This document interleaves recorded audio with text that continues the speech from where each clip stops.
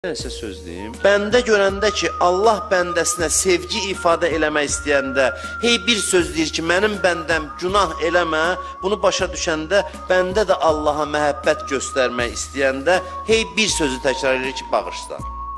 Bu çox mühüm cümləydi, sizin üçün dedim.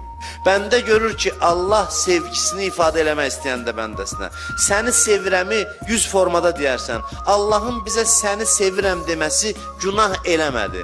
Günah eləmə, yəni səni sevirəm.